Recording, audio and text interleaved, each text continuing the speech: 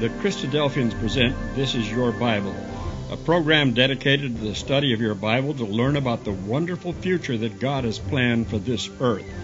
Join us now as we open up the Bible and reason together around God's Word.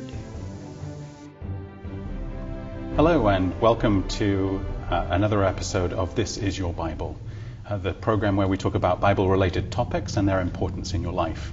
I'm your host, Christian Russell. It's a pleasure to have you with us. Joining me in the studio today is Richard Morgan.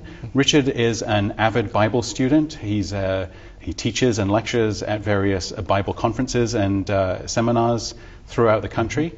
He's also just told me he's finished a book about Paul's letter to the Ephesians. Richard, welcome to the program. Oh, thank you, Christian. Nice to be here. Richard, we wanted to talk today at the start of a two-part series about the future kingdom of God.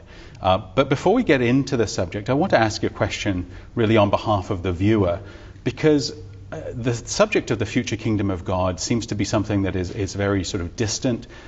If the viewer is like me, struggling with marriage and kids and jobs and paying bills and the boss and all of those requirements seems to be difficult in just staying on top of the things that we have to deal with today. Why is the subject of the kingdom of God, this future kingdom of God, so important, so relevant for us to talk about now? Well, really, Christian, it's about hope. It's about having a focus in life, a hope in the midst of all the stuff that's going on. Yeah, we worry about our kids, our job, and we look at the news and we see the terrible things happening in the world. The kingdom of God is about having a hope that outshines all of this terrible stuff sometimes that happens in the world, and having that direction in life that we can look forward to something which the Bible says is absolutely mind-blowingly, amazingly wonderful. Right, so something in the distance that we could head towards, even if it's just one step at a time. Exactly, yes, yeah. So I think that, isn't it Jesus in his prayer?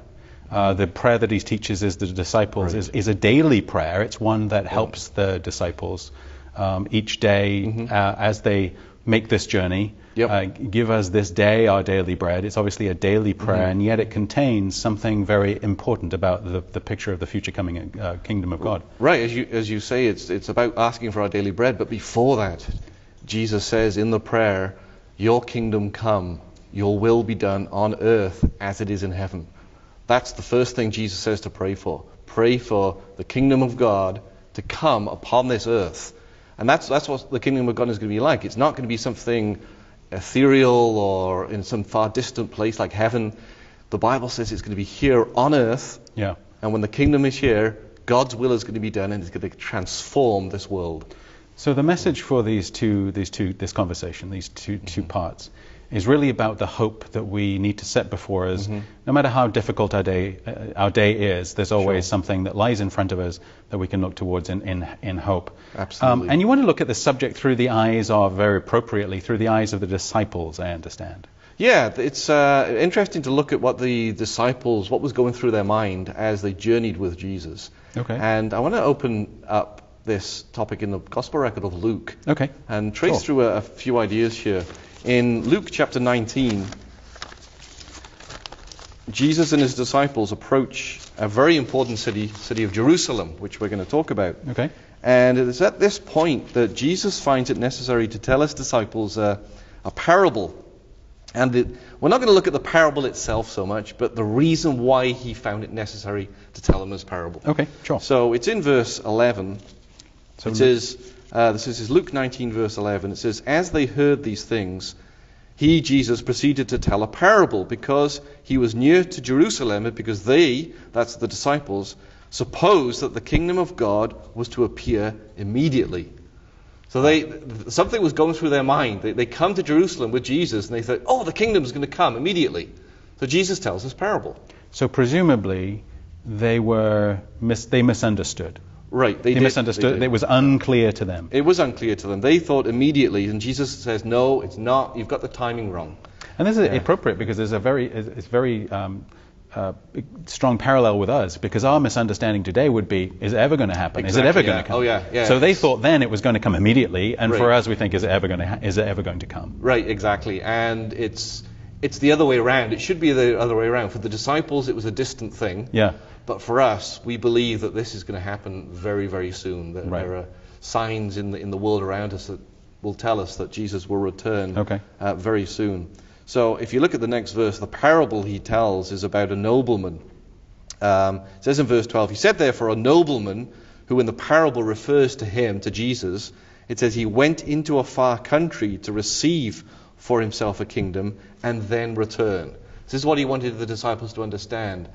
I'm going to go into a far country, and he's talking about his ascension up into heaven, Yeah. to receive the kingdom and then return to set it up. But they didn't understand that at the They time. didn't understand it. It's like went over their heads at this point. Okay. So what was unclear to them was they thought it was immediate, and so as they're heading towards Jerusalem, Yeah. as they're following in this ministry, Yeah. they were getting excited, obviously. They were, and you can tell why. Just try to enter into the minds of these disciples. If you go back to chapter 8 Of Luke. So it's the same. Yeah, we'll just stick in Luke for now. Look at what Jesus was doing everywhere he went. It says in verse 1 of Luke 8.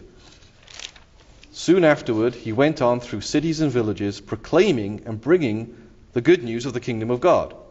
And the 12 were with him. So they were doing this work with him as well. They were supporting him in this. With him for his whole ministry, walking everywhere he went, witnessing what he was doing.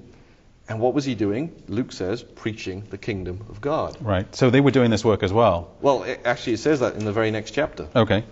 So in chapter 9, first verse of chapter 9, Okay. says that Jesus called the 12 disciples together and gave them power and authority over all demons and to cure diseases, and he sent them out to preach or to proclaim the kingdom of God and to heal. So Jesus is doing it. He says his disciples had to do it, preach the kingdom of God.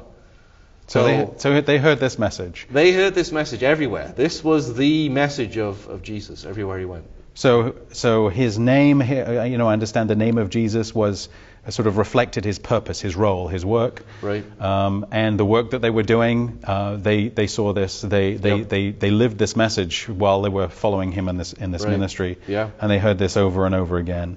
Yeah, and this is actually a key passage.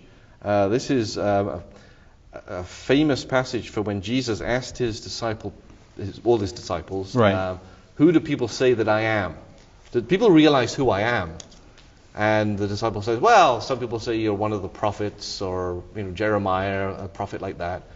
He said, but who do you say that I am? Right. So it becomes a very personal message for them. Absolutely. He's challenging them to say not just what other people think. What do you think? What do you think? Exactly. Yeah. And it was Peter, Okay. who was often the spokesperson for the group, and he said, and it's halfway through this chapter in verse 20. Then he said to them, but who do you say that I am? And Peter answered, the Christ of God. Right. Okay. The Christ, which is the Greek equivalent of the term Messiah. And we know that the Jews talk a lot about the Messiah. The Jews actually were in expectation of a Messiah at this point. Yeah, I actually understand that some sects of Jews have almost given up on that vision of a Messiah now. Sadly, they have, and they've lost hope. Okay. And that's the unfortunate thing. But at that time, they're heading towards Jerusalem. Mm-hmm. They must have thought then, now's the time. Did Jesus say anything else that made them think that it was near at hand? Well, if you go a little bit further, it says that he set his face to go to Jerusalem. There's something that twigs in Jesus' mind. He makes his mind up, I've got to go to Jerusalem. Now, what Jesus was going there to do was to be crucified Right. and raised from the dead. It was his work of salvation. Okay. They didn't understand it at this point. But they could see it in his eyes. They could see we're heading towards Jerusalem. You go into the next chapter, chapter 10, it says that he carried on preaching the kingdom of God. It says actually in chapter 10 and the end of verse 11, for instance, nevertheless know this, that the kingdom of God has come near. Oh. So it's like, so you can sort of see what was going through the minds of the disciples. Wait a minute, let's put two and two together here.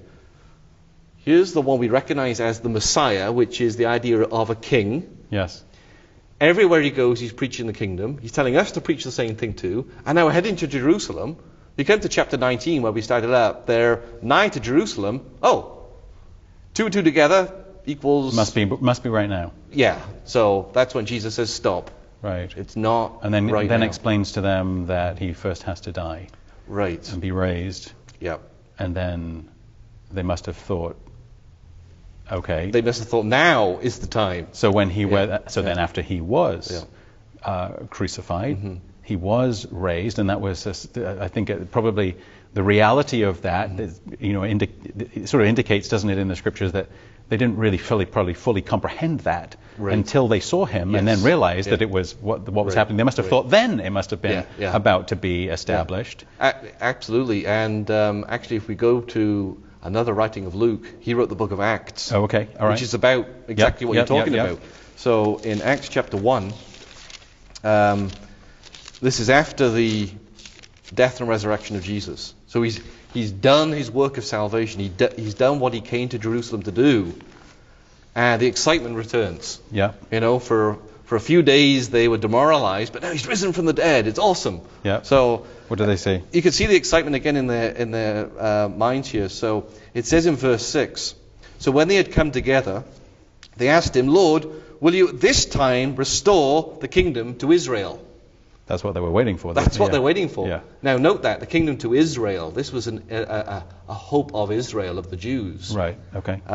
So they misunderstood what the context of the kingdom would be. Yep. It wasn't that it was going to be restoring the kingdom to Israel, but it was going to be a heavenly kingdom. Right. And so his response to them is, not yet. Not yet. Again, the parable that he told about the nobleman going into a far country and returning, that hasn't happened yet. All the pieces have to come together. Absolutely. Right. So down in verse 9, after telling them not yet, it says in verse 9 that when he had said these things, as they were looking on, he was lifted up, and a cloud took him out of their sight. This is Jesus ascending into heaven. Verse 10, and while they were gazing into heaven as he went, behold, two men stood by them in white robes, which were probably angels.